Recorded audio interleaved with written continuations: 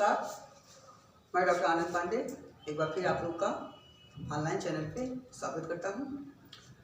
अभी तक पिछले टर्म पे हम लोगों ने मौर्यन एम्पायर के सोर्सेज की चर्चा किया और इसमें महत्वपूर्ण तथ्यों, खासकर जो एग्जामिनेशन पॉइंट ऑफ व्यू से आ सकते हैं उन सब की चर्चा किया।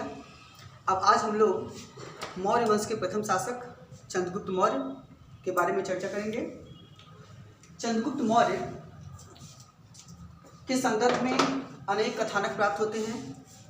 यद्यपि चंद्रगुप्त मौर्य के प्रारंभिक जीवन के बारे में अनेक मूड पॉइंटेड भी हैं, अनेक कंट्राडिक्शन भी मिलते हैं, तथापि हमारे पास ऐसे बहुत सारे एविडेंस हैं जिनसे ये पता चलता है कि चंद्रगुप्त मौर्य ने किस आधार पे शासन सत्ता स्थापित किया, नंदों से किस तरह उन्होंने युद्ध किया और उसके बाद किस तरह उन्होंने मौर्य साम्राज्य की स्थापना के साथ साथ वैदेशिक शक्ति के रूप में सेल्यूकस को पराजित किया। इन सब की चर्चा मुख्यतः आज के टॉपिक में किया जाएगा। चंद्रगुप्त मौर्य का भारतीय इतिहास में जो सबसे बड़ा योगदान है या कह सकते हैं जो उनका रोल इंडियन हिस्ट्री में है, वह मुख्यतः इस बात को है कि चंद्रगुप्त मौर्य ने प्रथमतः एक बड़े अखिल भारतीय साम्राज्य की संरचना किया। तो एक अखिल भारतीय साम्राज्य के निर्माण का श्रेय चंद्रगुप्त मौर्य को दिया जाता है। इसमें पूर्वी भारत, पश्चिमी भारत, पश्चिमोत्तर भारत और दक्षिण भारत के अनेक क्षेत्र समाहित थे और उत्तर भारत तो इनका प्रमुख केंद्र था ही। चंद्रगुप्त मौर्य को भारतीय इतिहास में सर्वप्रथम एक बड़े अखिल भारतीय साम्राज्य की स्थापना का श्रेय दिया जाता है। साथ ही साथ चंद्रगुप्त मौर्य ने जिस शासन व्यवस्था की स्थापना किया या प्रतिपादन किया वह मुख्यतः एक जन कल्याणकारी राज्य था। इतिहासकार हैवेल ने जहाँ पे चंद्रगुप्त मौर्य के साम्राज्य को एक जन कल्याणकारी साम्राज्य सिद्ध करने का प्रयास किया है, वहीं पर औपनिवेशिक दृष्टिकोण से अगर देखें जब इतिहास लेखन हुआ जिसमें मुख्यतः पैक्स ब्रिटानिका का थॉट या इम्पीरियलिस्टिक व्यू ऑफ हिस्ट्री या कॉलोनियल पॉइंट ऑफ व्यू जिसकी बात हम करते हैं औपनिवेशिक इतिहास लेखन, इन सब के दृष्टिकोण से अगर देखा जाए तो विदेशी इतिहासकारों ने खासकर पश्चिमी सभ्यता के ऐसे इतिहासकार जो प्रजाति उच्चता के सिद्धांत थियरी ऑफ रेस में अधिक विश्वास करते हैं, वे लोग उन लोगों में मुख्यतः विंसेंट स्मिथ हैं जिन्होंने चंद्रगुप्त मौर्य को एक क्रूर तानाशाह, क्रूएल डिक्टेटर सिद्ध करने का प्रयास किया है। इन्होंने कहा कि चंद्रगुप्त मौर्य एक क्रूर तानाशाह थे और इनके साम्राज्य में मानव के अधिकार और सर्वसाधारण मानव का अत्यधिक मात्रा में शोषण हुआ। तो मतलब मानवीय जो अधिकार थे उनका शोषण और उनमें हरास की प्रवृत्ति ये लोग दिखाने का प्रयास करते हैं, जो पूरी तरह से पश्चिमी दृष्टिकोण को व्यक्त करता है और इसमें किसी प्रकार की भी ऐतिहासिकता नहीं मिलती है। वस्तुतः अगर देखा जाए तो चंद्रगुप्त मौर्य एक जन कल्याणकारी शासक था। स्वयं कौटिल्य शासन प्रशासन के संदर्भ में जिस राजत्व सिद्धांत का प्रतिपादन करता है जिसे कहते हैं थियरी ऑफ किंगशिप में वह स्वयं कहता है कि राजा को जन कल्याणकारी होना चाहिए और राजा सर्वोच्च हो, निरंकुश हो, सर्वशक्तिशाली हो, संप्रभु हो, सब कुछ हो, लेकिन उसका मुख्य उद्देश्य जन कल्याण की भावना हो। तो इस प्रकार वह शासकीय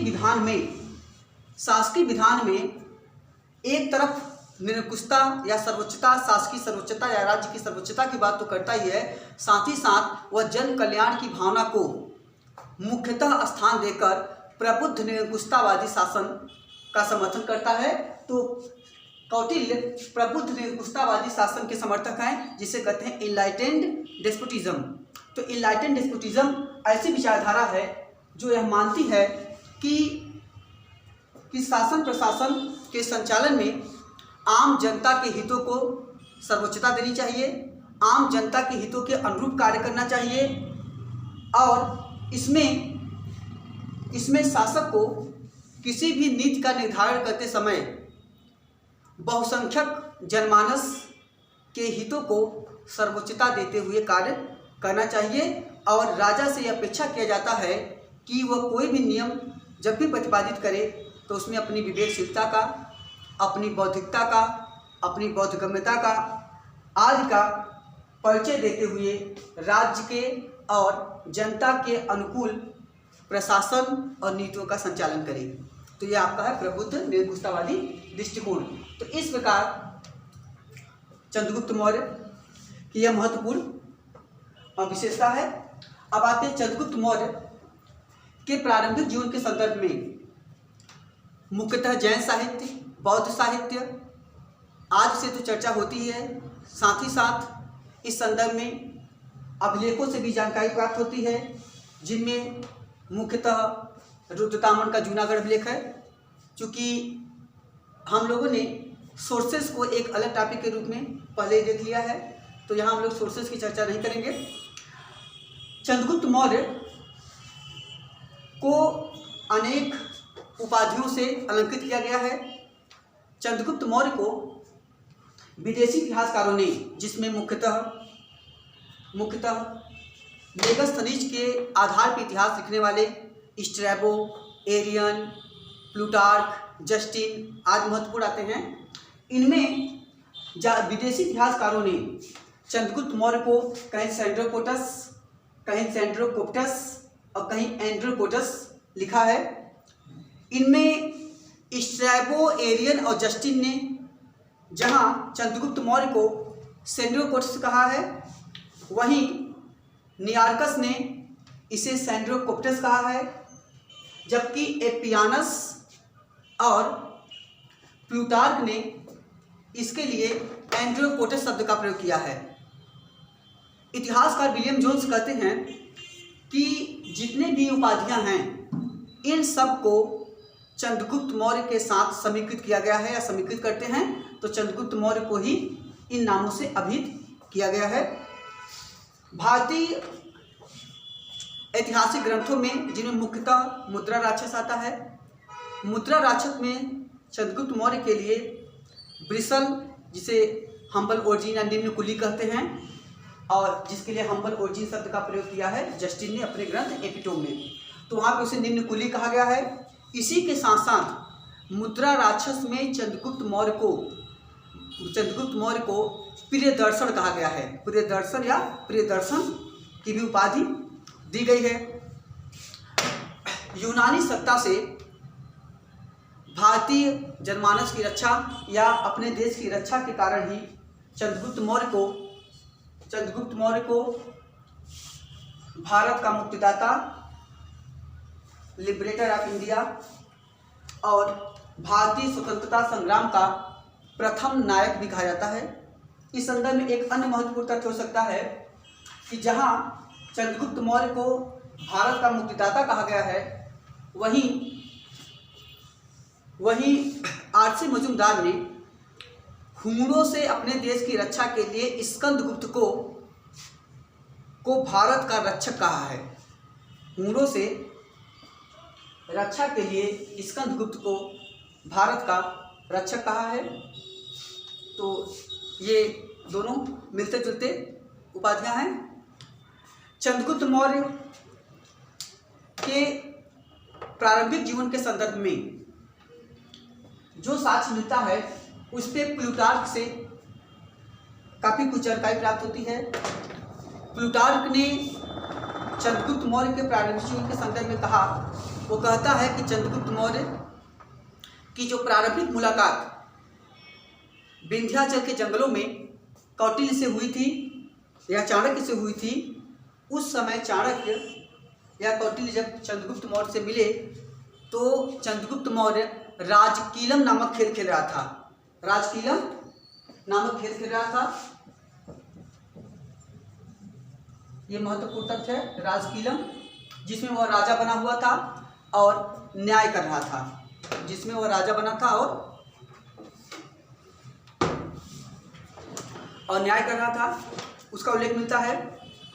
कहा जाता है कि नंदवंश नंदों से किसी समारोह में अपमानित होने के बाद जब चाणक्य नाराज हुए तो उनको समूल नष्ट करने के लिए वो विंध्याचल के जंगलों में जा रहे थे। उसी दौरान उनकी मुलाकात राजकीलम खेल खेलते हुए चंद्रगुप्त मौर्य से हुआ था, जिसे उसने एक शेफर्ड से इसे कह सकते हैं चरवाहा से उन्होंने 1000 करसापड़ या कहापड़ में खरीदा और उसके बाद चंद्रगुप्त मौर्य की प्रारंभिक शिक्षा दीक्षा उन्होंने तक्षशिला में कराया। कभी कभी ऐसा भी क्वेश्चन आता है कि तक्षशिला से शिक्षा प्राप्त करने वाले कौन कौन से महत्वपूर्ण व्यक्ति हैं, तो उनमें याद रखिएगा तक्षशिला से शिक्षा प्राप्त करने वाले जो महत्वपूर्ण व्यक्ति हैं उनमें सबसे पहले कौटिल्य, वसुबंधु, जीवक, चंद्रगुप्त मौर्य और इसके बाद पाणिनि आदि आते हैं। इन लोगों ने तक्षशिला से शिक्षा प्राप्त किया था। ऐसा भी क्वेश्चन यूजीसी में पूछा गया है कि निम्नलिखित में से किसने तक्षशिला में शिक्षा नहीं प्राप्त किया था। तो मतलब है कि प्राक मौर्य काल में तक्षशिला शिक्षा का मुख्य केंद्र था। कहा जाता है कि इसके बाद चंद्रगुप्त मौर्य और चाणक्य ने नंदों के विनाश का जो प्रयास किया, उस प्रयास के दौरान चंद्रगुप्त मौर्य पश्चिमोत्तर भारत में उस समय सिकंदर का आक्रमण हुआ था, तो सिकंदर से मिलने जाता है और चंद्रगुप्त मौर्य और सिकंदर दोनों के मुलाकात का उल्लेख करता है प्लूटार्क अपने ग्रंथ लाइव्स में। प्लूटार्क के ग्रंथ का नाम है लाइव्स। उस ग्रंथ में वह उल्लेख करता है और कहता है कि जब चंद्रगुप्त मौर्य या सेंड्रोपोटस की बातों से सिकंदर नाराज हुआ तो सिकंदर ने उसे मृत्युदंड का आदेश दिया, लेकिन वह वहाँ से भाग जाता है। कहा जाता है कि जब वहाँ से भागकर वह चाणक्य के पास पहुँचता है तो चाणक्य बहुत प्रसन्न होता है और वह प्रसन्न होकर कहता है कि एक राजा में शेर की दहाड़ और लोमड़ी की चालाकी दोनों होनी चाहिए। एक राजा में शेर की दहाड़ और लोमड़ी की चालाकी दोनों होना चाहिए। तो इस संदर्भ में उसका महत्वपूर्ण कथन है। इसके बाद कहा जाता है कि सिकंदर से कोई सहायता या अपेक्षित सहायता न मिल पाने के बाद चंद्रगुप्त मौर्य ने सबसे पहले नंदों पर सीधा आक्रमण किया और यह इस तथ्य से भी प्रमाणित होता है कि दो महत्वपूर्ण ग्रंथ हैं, एक है महाबोधिवंश और दूसरा है जैन ग्रंथ है परशिष्ट प्रबंध। महाबोधिवंश बौद्ध ग्रंथ है। इनमें उल्लेख मिलता है कि जब प्रारंभिक आक्रमण पहली बार मगध के क्षेत्रों पे, मगध के राज्य पे चंद्रगुप्त मौर्य ने आक्रमण किया तो उस आक्रमण में नंद सेना से वो जीत नहीं पाए, वहाँ से भाग गए। और भागने की कहानी मिलती है, कहा जाता है कि भागते समय एक जंगल में पहुँचते हैं और जहाँ पे एक बूढ़ी दादी और उसके पोते की, उसके ग्रैंडसन की कहानी मिलती है। इस संदर्भ में महत्वपूर्ण तथ्य यह है कि यह जो कहानी है यह दोनों साक्ष्यों में अलग अलग मिलती है। महाबोधिवंश में कहा गया है कि एक दादी अपने पोते को गरम रोटी देती है जिसमें उसका पोता अपनी उंगली डाल देता है, जल जाता है। जबकि परशिष्ट प्रबंध जो हेमचंद ने लिखा है उसमें कहानी मिलती है कि बूढ़ी दादी खीर का कटोरा देती है जिसमें वह बच्चा अपनी उंगली डाल देता है, जल जाता है। दोनों कथानक से यह पता चलता है कि उसकी दादी कहती है कि तुम चंद्रगुप्त मौर्य की तरह हो गए हो जो सीधे बीच में ही या सेंट्रल पे ही आक्रमण करते हो, जबकि तुम्हें पहले किनारे किनारे को खाना चाहिए, उससे जलन कम होगी। तो इससे पता चलता है कि चंद्रगुप्त मौर्य का जो प्रारंभिक आक्रमण था वह मगध साम्राज्य के सेंट्रल पार्ट पे हुआ था, और बाद में इस घटना से वह इंस्पायर होता है, और उसके बाद वह राजा परवतक की सहायता, जो हिमालय प्रदेश के शासक थे, राजा परवतक की सहायता से चंद्रगुप्त मौर्य ने सबसे पहले सीमावर्ती क्षेत्रों पे आक्रमण करके धीरे धीरे जीतना शुरू किया, और उसके बाद वो सीधे नंद वंश पे आक्रमण करता है। नंद वंश के आक्रमण का उल्लेख मिलिंद पन्हु नामक ग्रंथ मिलता है, जिसमें मेनांडर और बौद्ध भिक्षु नागसेन के वार्तालाप का संग्रह है। इसमें नंदों से संघर्ष, उसकी भीषणता का उल्लेख मिलता है। साथ ही साथ मिलिंद पन्नों से पता चलता है कि नंदों के सेनापति भद्रसाल थे। इसमें नंद पराजित हुए और चंद्रगुप्त मौर्य ने इन क्षेत्रों पे अधिकार करके मगध साम्राज्य में मौर्य वंश की स्थापना करता है। चंद्रगुप्त मौर्य नंदों को पराजित करने के बाद जिस शासन की स्थापना करता है उसे मौर्य वंश कहते हैं। तो अब मौर्य शासन की यहाँ से स्थापना के बाद चंद्रगुप्त मौर्य ने क्या किया कि पश्चिमोत्तर प्रदेश, जो सिकंदर के जाने के बाद खाली हुए थे, उन पे पहले उसने धीरे धीरे एक एक क्षेत्रों को जीतना शुरू किया, और उसने उन सभी क्षेत्रों को जीत लिया। और इनको जीतने के बाद ही उसने मगध पे आक्रमण किया था। तो सिकंदर के आक्रमण के बाद जो पश्चिमोत्तर भारत, जो नॉर्थ वेस्ट इंडिया के छोटे छोटे राज्य, कबीलाई राज्य थे, ट्राइबल स्टेट थे, इन सबको चंद्रगुप्त मौर्य ने जीत के उसे एकीकृत करने का प्रयास किया, उसे इंटीग्रेटेड किया, उसे यूनिफाइड किया, और उसको इंटीग्रेट करने के बाद उसने मगध पे अधिकार किया। तो पश्चिमी भारत में, तो एक तो आपका पश्चिमोत्तर भारत हो गया, दूसरा आपका उत्तरी भारत और पूर्वी भारत कुछ क्षेत्र हुए। चूँकि पूर्वी भारत में मगध पे अधिकार करने के बाद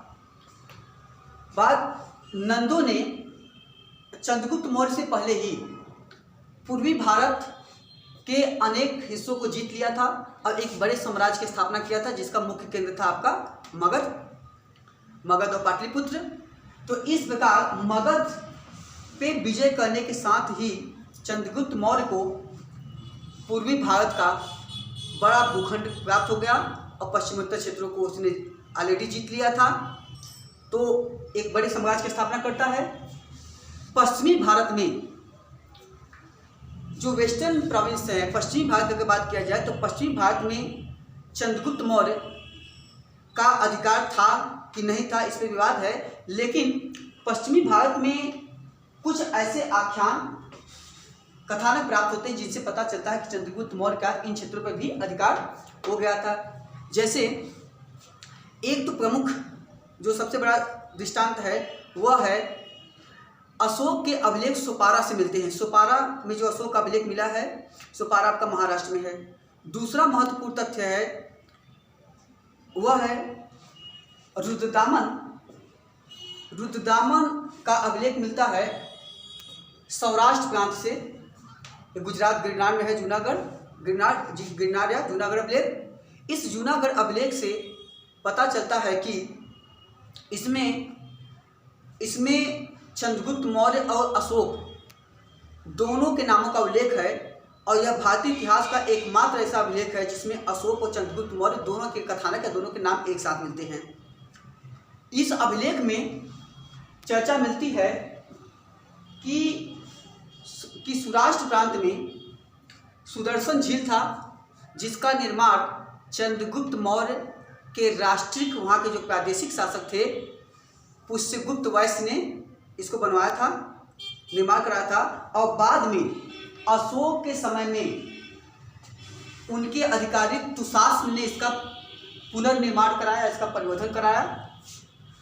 और तो एक हो गया पुष्यगुप्त वैश्य, दूसरे हो गए दुशास्व, और तीसरी चर्चा मिलती है कि रुद्रदामन के समय उसके अधिकारी सुविशाख ने इसका पुनर्निर्माण फिर कराया। और चौथी बात मिलती है कि गुप्त काल में स्कंदगुप्त के अधिकारी पर्णदत्त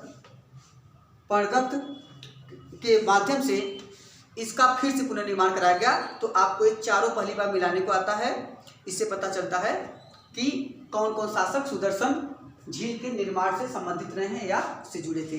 तो एक तो आपका ये हो गया। अगला समझिए,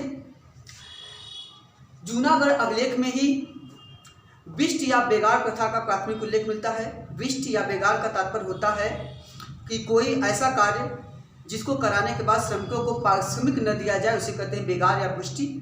तो विष्ट या बेगार का उल्लेख भी इसी अभिलेख में पहली बार मिलता है, जहां रुद्रदामन कहता है कि मैंने पूर्ववर्ती शासकों की तरह बिना विष्ट या बेगार लिए इस झील का पुनर्निर्माण कराया है। जूनागढ़ अभिलेख का अन्य महत्व यह है कि जूनागढ़ अभिलेख भारत में संपूर्ण रूप से संस्कृत में लिखा गया प्रथम अभिलेख है। पूरी तरह जो संस्कृत में लिखा है, जबकि अगर संस्कृत शब्द पूछेगा पहली बार किस अभिलेख में आया है, तो इसका आंसर होगा धनदेव का अयोध्याभिलेख। धनदेव पुष्यमित्र शुंग के अधिकारी थे और इन्होंने जो अभिलेख जारी किया था उसका नाम है अयोध्याभिलेख, जो अयोध्या से मिला है। इस अभिलेख से पता चलता है कि पुष्यमित्र शुंग ने 2 अश्वमेध यज्ञ किया था। और जूनागढ़ अभिलेख में ही भारतीय इतिहास में पहली बार स्वयंवर प्रथा का अभिलेखिक वर्णन मिलता है। स्वयंवर प्रथा का अभिलेखिक वर्णन भी पहली बार इसी ग्रंथ में, इसी अभिलेख में प्राप्त होता है। तो ये उसका महत्व है। तो इससे ही पता चलता है कि पश्चिमी भारत में चंद्रगुप्त मौर्य का अधिकार था, क्योंकि अशोक ने अपने जीवन काल में कलिंग के अलावा अन्य कोई महत्वपूर्ण विजय या अन्य कोई विजय नहीं किया था। और अशोक का अभिलेख इस क्षेत्र में प्राप्त होना और रुद्रदामन के अभिलेख में अशोक और चंद्रगुप्त मौर्य दोनों की चर्चा होना इन क्षेत्रों में मौर्यों के प्रभाव को दर्शाता है।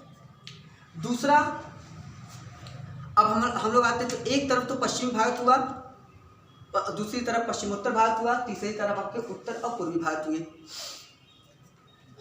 दक्षिणी भारत का जहाँ तक कंसर्न है, दक्षिणी भारत में संगम काल के 2 महत्वपूर्ण ग्रंथ हैं, अहनानरु और पुरनानरु। अहनानरु और पुरनानरु ये हैं।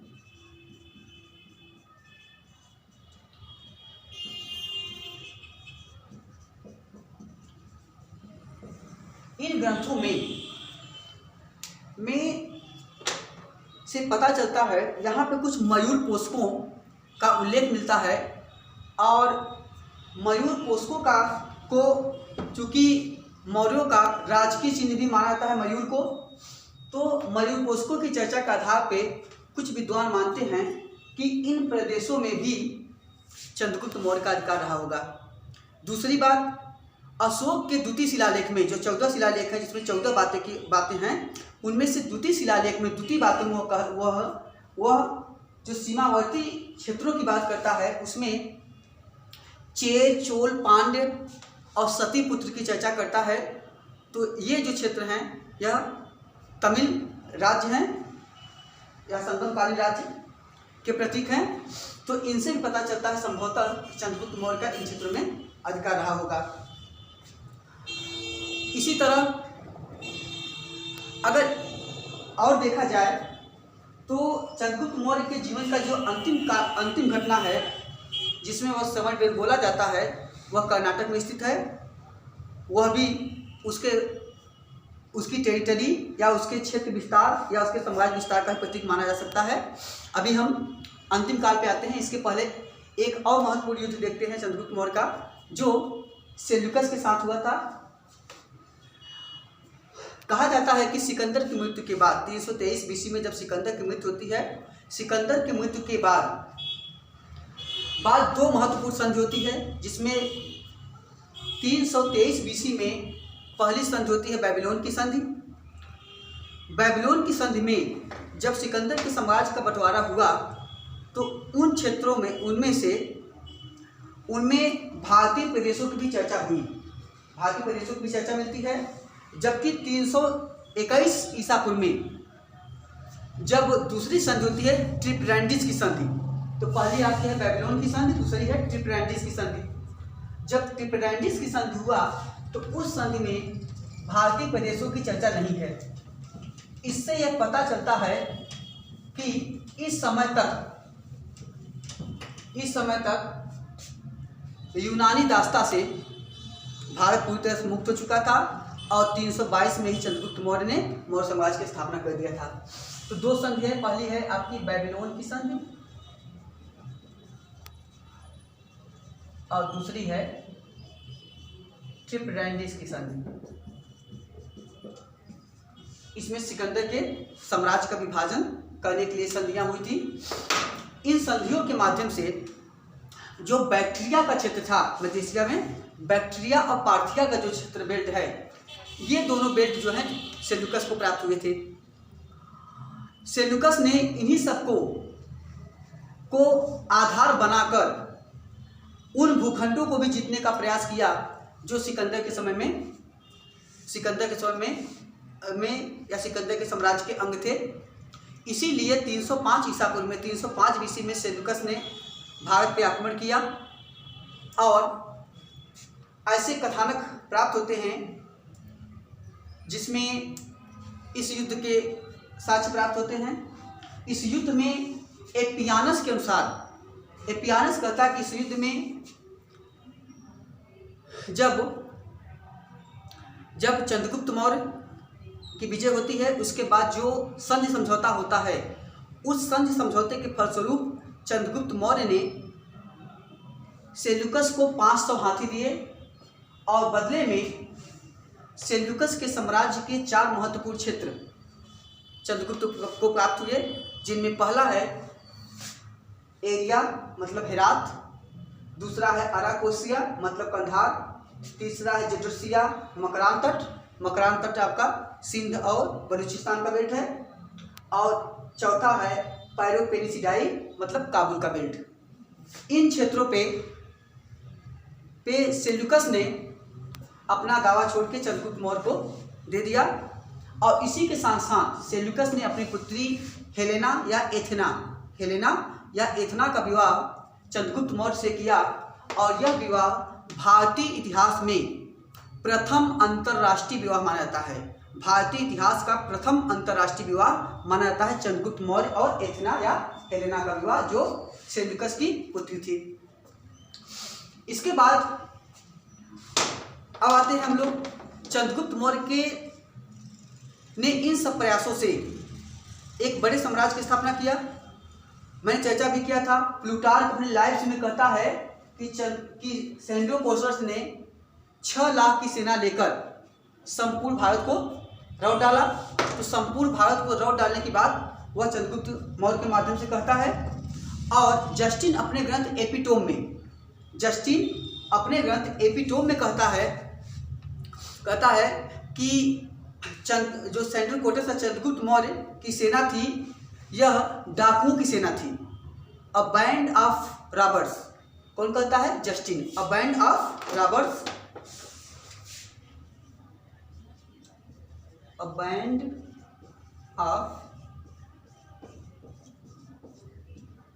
ऑफ रॉबर्स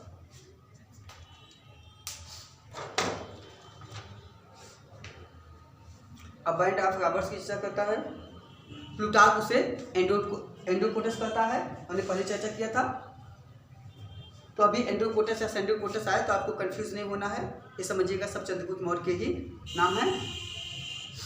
तो इसके बाद तो इन सबसे पता चलता है चंद्रगुप्त मौर्य की उपलब्धियों के बारे में। चंद्रगुप्त मौर्य के जीवन काल की अंतिम जो घटना है उसका उल्लेख जैन ग्रंथों में मिलता है। जैन ग्रंथों में एक महत्वपूर्ण ग्रंथ है, हर्षसेन ने लिखा है बृहद कथा कोश। हर्षसेन का है बृहद कथा कोश, उसमें जैन धर्म के बारे में जानकारी मिलती है। साथ ही साथ चंद्रगुप्त मौर्य के जीवन काल के अंतिम समय में मगध में पड़ने वाले 12 वर्ष के अकाल का उल्लेख मिलता है और इसमें पता चलता है कि दिगंबर संप्रदाय के भद्रबाहु के साथ चंद्रगुप्त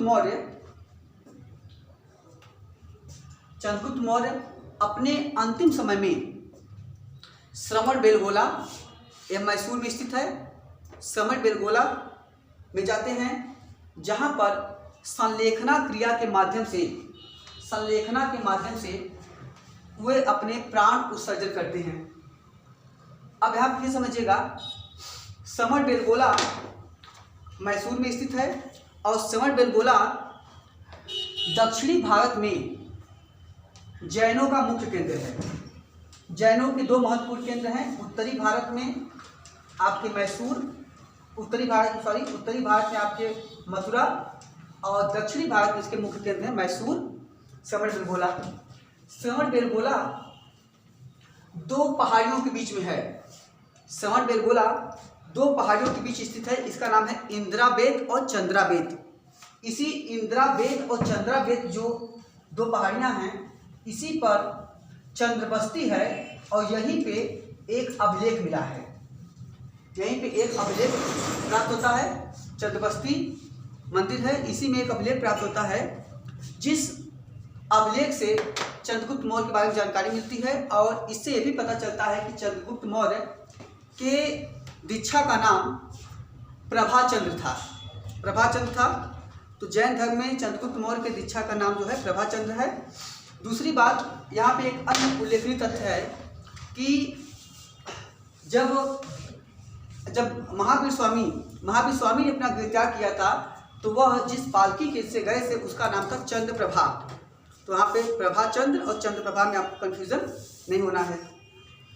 श्रवण बेलगोला में अपने अंतिम समय में संलेखना क्रिया के माध्यम से, संलेखना को हम अनेक नामों से संबोधित करते हैं, जैसे संथारा, जैसे निषिद्धि, इसी तरह इसके अन्य नाम हैं निष्प्रतिकार मरण वैकुंठ,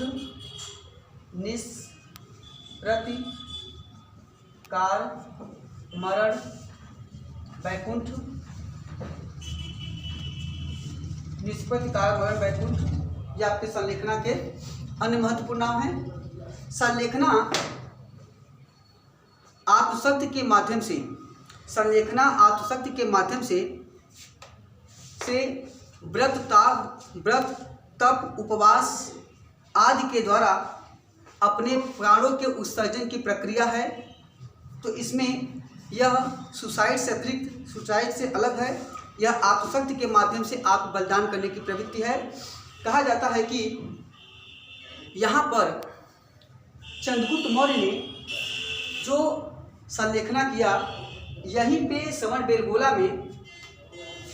में ऋषभ देव, जो जैन धर्म के प्रथम तीर्थंकर थे, ऋषभ देव के पुत्र गोमटेश्वर या बाहुबली की मूर्ति है, जो 58 फीट ऊंची है, जिसे चामुंड राय ने बनवाया था। और यह जो उनकी मूर्ति है, यह उनके त्याग, बलिदान और समर्पण का प्रतीक माना जाता है। बाहुबली वही हैं, बाहुबली या गोमटेश्वर वही हैं। कहा जाता है कि ऋषभ देव के जितने पुत्र थे, उनमें एक पुत्र थे बाहुबली या गोमटेश्वर और दूसरे उनके पुत्र थे भरत। तो ये दोनों सौतेले भाई थे। इनमें कहा जाता है कि उत्तराधिकार के लिए जब संघर्ष हुआ, तो उस संघर्ष में यह तय हुआ कि आम जनता का रक्त नहीं बहाया जाएगा, बल्कि उसके स्थान पर मल्ल युद्ध किया जाएगा। तो जब मल्ल युद्ध शुरू हुआ, तो उसमें जब बाहुबली या गोमटेश्वर जीतने वाले थे, उसी समय भरत ने चक्र उठा लिया। तो उससे बड़ा दुखी होकर बाहुबली या गोमटेश्वर ने क्या किया, उन्होंने राज्यपाठ त्याग दे दिया। उन्होंने कहा कि जो व्यक्ति सांसारिक वस्तु के लिए नियम, कानून या अनुशासन को तोड़ सकता है, ठीक है। तो उसके लिए उन्होंने राज्य दे दिया और वे जंगल में चले गए वह तपस्या करने। इसी कहानी को आधार बना के आपकी बाहुबली फिल्म बनी है, जिसमें भल्लाल देव मतलब भरत और बाहुबली का कैरेक्टर आप देख रहे हैं। तो श्रवण बेलगोला इस मामले में महत्वपूर्ण है। एक अन्य महत्वपूर्ण यहाँ से क्वेश्चन बनता है, श्रवण बेलगोला में जो गोमतेश्वर की मूर्ति है, यहाँ प्रति 12वें वर्ष एक महत्वपूर्ण अनुष्ठान का आयोजन होता है, जिसे कहते हैं महामस्तकाभिषेकम।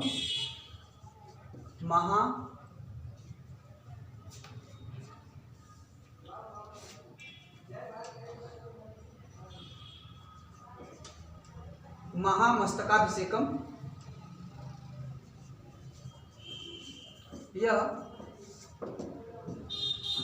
प्रति 12वें वर्ष किया जाने वाला महत्वपूर्ण अनुष्ठान है, जो कि आयोग से क्वेश्चन बन भी चुका है। तो यहीं पर चंद्रगुप्त मौर्य ने अपने जीवन काल के अंतिम समय में संलेखना पद्धति के माध्यम से अपने प्राणों का विसर्जन किया। इस प्रकार कुल मिला के हम कह सकते हैं कि चंद्रगुप्त मौर्य ने एक महत्वपूर्ण साम्राज्य की स्थापना किया। चंद्रगुप्त मौर्य के राजप्रसाद की चर्चा मेगस्थनीज और एरियन दोनों ने किया है। एरियन ने इसकी तुलना सूसा और एकबत्ना से किया है। इसकी तुलना सूसा और एकबत्ना जो ईरान के हैं, ईरान के राजमहलों से किया है। सूसा और एकबत्ना पूछेगा तो आंसर हो जाएगा आपका एरियन या मेगस्थनीज। वैसे ज़्यादातर एरियन ही आंसर माना जाता है। और दूसरा, इसी के चंद्रगुप्त मौर्य के राजप्रसाद की चर्चा मुद्रा राक्षस में भी की गई है, जहाँ पे इसे कहा गया है सुगांग। इसे लिखा गया है सुगांग। इसके राजप्रसाद की चर्चा करते हुए इसे सुगांग कहा गया है। और यह 2 तालाबों के बीच में स्थित है, जिसका नाम है कालू ताल और चमन ताल। 2 तालाब हैं आपके, कालू ताल प्लस चमन ताल। इन दोनों तालाबों के बीच में यह स्थित है। तो ये भी महत्वपूर्ण तथ्य हैं। कुल मिला के हम कह सकते हैं कि चंद्रगुप्त मौर्य ने एक अखिल भारतीय साम्राज्य की स्थापना किया, एक जन कल्याणकारी शासन की स्थापना किया, और उसने विदेशी सत्ता से भारत को मुक्त करा के एक बड़े साम्राज्य का निर्माण किया, जिस पे आगे चल के उसके उत्तराधिकारी बिंदुसार और अशोक ने इसे और ज़्यादा परिष्कृत किया, इसे और ज़्यादा सॉलिड किया, इसे और ज़्यादा उन्होंने मैग्नीफाइड किया। तो इस प्रकार ये चंद्रगुप्त मौर्य के महत्वपूर्ण योगदान हैं। धन्यवाद।